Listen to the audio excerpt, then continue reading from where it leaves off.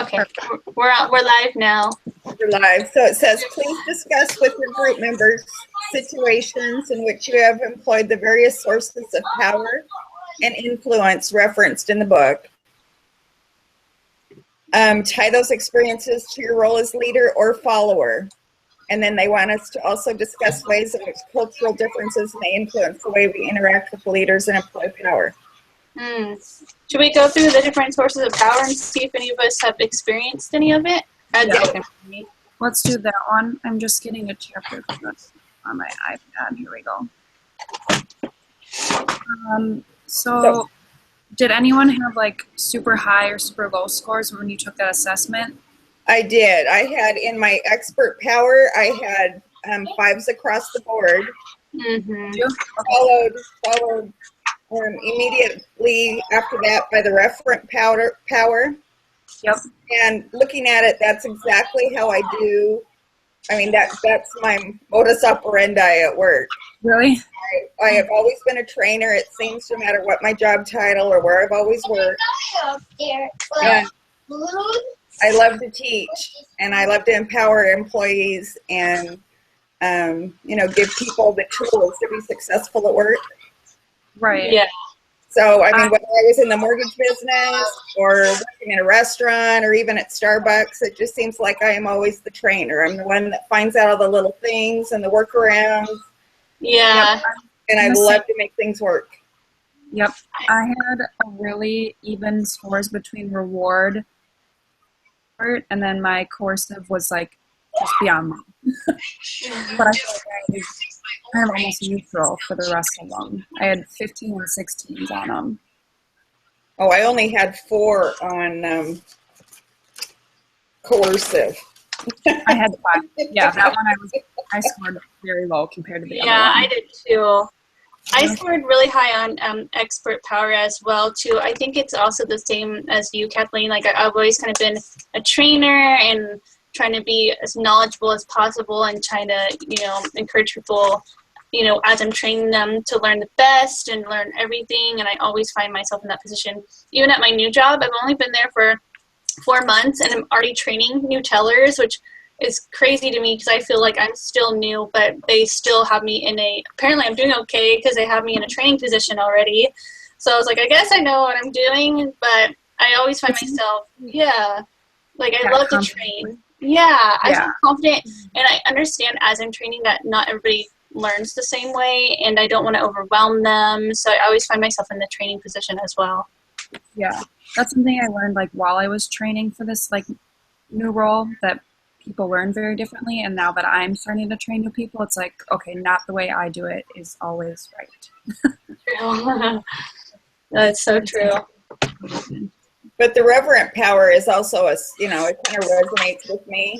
Yep. Because it's more of a role model, and and I gain trust and respect from the people I work with because I'm one of those people that step in and I work right beside them and work just as hard as they do, even though true. Even though I have a higher position, they respect me and they're willing to work harder. That's how I am. Yeah. I tried to be like that when I was supervisor at Starbucks too. I never put myself above anybody. And I think they really respected me because of that. So that's really nice. Yeah. And I think looking at coercive power, I'm not one for confrontation, so I don't like to punish anyone. So yeah, I don't either. I think that's probably why I scored so low, is because that's just not me at all. Yeah. I'd rather try to find a positive way to change something rather than trying to threaten them. Right. Yeah. Yeah. Well, and they respect you more too. Yeah, I even at Starbucks, I even got the really hard-headed ones to respect me because they saw how hard I was working next to them. I never was like, I'm your leader, you need to listen to me. I'd always kind of pull them to the side, even if they were having issues, and just be like, what's going on? You can talk to me. Just know that I'm not ever going to judge you. And I even found a lot of hard people to have their trusting me at the job. So yeah, I really respect that too. When you're showing your followers that you're a good leader like that and you're willing to work just as hard as they are, they respect you more right away. Because I with my leader now, I think we talked about that the first week, where she doesn't do a lot of work, so it's hard to want to work for her when she's not making any effort to do so. Yeah, exactly. You're, putting in as much effort as your followers are too. So do you guys all agree that your test or your assessments kind of pinpointed exactly the way you thought? I think Yeah, definitely. It definitely got me right on. I'm sorry, guys. My son. you're fine. I think mine were mostly 4s where I was scoring the highest. I had a couple 5s. I was surprised that I didn't have maybe as many as I probably should have. Yeah. I had a few 5s, but yeah, mainly 4s. So I would say too. When I scored the highest, I was scoring 4s. Yeah. And then I didn't use a lot of 3s because I didn't find anywhere I was like not knowing. Yeah, you kind of knew that, like, oh, I definitely did agree with this. I just don't agree with it. Right. I'm doing homework. And so as far as cultural differences and how it may influence the way we interact with leaders, does anybody have any leaders at work that are of different cultures? Yeah, I mean, or any in the past? Yeah, I think my past leaders actually have been really good. So not necessarily the past, but my leader now is maybe not What's that going aside? certain things outside of work, different people outside of work, but that's how they walk in the door. Right. Yeah, I haven't really. I know my old leader. She was Indian and Muslim, so she had a different religion. But she did grow up Americanized, so her leadership was kind of really the same as mine. She was more, I would say, she was more outgoing and more. She was able to just speak her mind a lot faster. But her leadership style was very similar to mine. She was very more of like an expert and referent. Like leadership role, but she did have that threatening power over her because she was a really intimidating person. But I don't think it was really her religion. She was just really tall and intimidating, or her culture. Yeah, my old leader was very intimidating like that, but it was almost like I looked up to her because she did look, almost like powerful. It was like intense, but I can also go talk to you about something if I needed to. Yeah, exactly. She used both very well.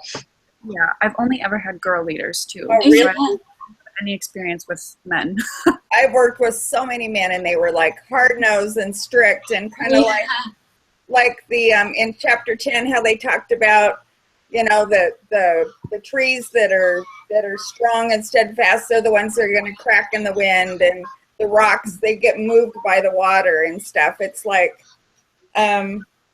it was just some guys, they're like the Good Old Boy Network. They didn't listen to the women as much, and they didn't take our advice. They had their own ideas, and they wanted to stick with what they knew. And exactly.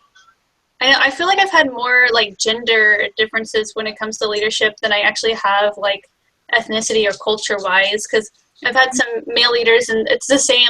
They're strict and by the book. They were so stern and hard-headed. But the women that I've worked for are have been completely different and in their leadership style. So it is crazy. I've had more of a difference when it comes to gender differences than I would have had culturally. Yeah, at some point I'm hoping to experience a male leader.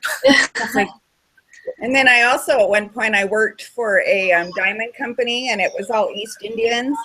Oh, yeah. And so they have it's more of a caste system, and they're into the diamond industry because their parents and their grandparents were in the diamond industry, and no business being in this, in this job, and you guys shouldn't be here. Oh, wow.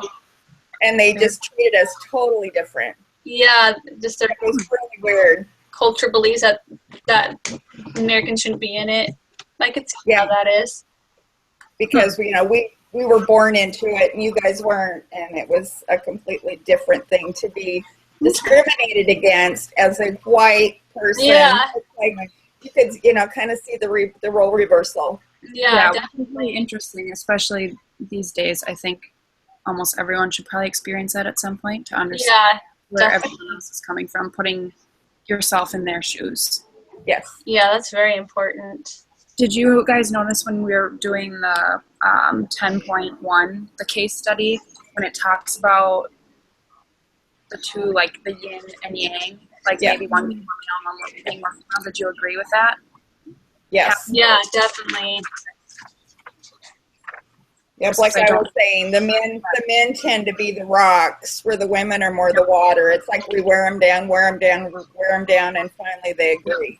Yeah, Right. that's for sure.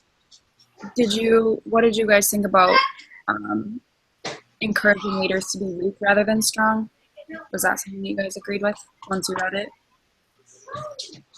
What was the question? So when in the case study, when it talks about encouraging leaders to be weak rather than strong. I do. I think you should be strong in your beliefs and in your culture. Right. But you still have to be willing to bend and be pliable. Yeah, I think that's true Along with too. that. Like, be strong in what you believe in, but be flexible and have emotions, I guess, when it comes to being a leader and being flexible and learning how to be. I think it's easier to be hard than it is to be soft. Yeah. Yep. And being open-minded about other people's beliefs and not, being hard on that part either. Yeah. And I think being flexible is also kind of a sign of the democratic leader. Yeah, I think so Our too. last chapter, because you encourage people to bring forth their ideas and Mhm. And I think a lot of, when we started talking about like democratic leaders, I think a lot of us had said that we were maybe more on that side than the authoritarian too. Yeah, definitely. That's like exactly what matched up with like how my leadership style is. How are we doing on time? We just almost hit 12 in 5 seconds. Well, there's only 3 of us, so it's a lot harder. But I think that was pretty good. I think we touched on culture. We touched on A little bit into even in gender. we have sources of power. I think we talked about everything. But have you guys found that you're discriminated against as a woman in industry, or do you guys feel like that I doesn't haven't exist anymore? That necessarily. barrier doesn't exist anymore. Yeah, I mean, I haven't in my department or where I work. I actually work with several women, so I don't even get. Yeah. I haven't. I feel like I've gotten more about my age than I am a woman because I've been in leadership roles, or that in fact I'm in banking. Usually people as young as I am are in what I'm doing already. So people look at me like she's not old enough to be able to do this job or be in the position that she's in. So where's the person ahead of her who's in charge, because she must not know what she's doing because she's so young. Yeah, I've had that. Wow. Yeah. I've had They that. speak to your supervisor. Oh yeah, they do. Or even my coworker who is a fellow teller, she's older than I am. She's in her 40s. So if I have her speak, they listen. And it even though as annoyed as I am about it, I get it, but it's still annoying because I would be ahead of people.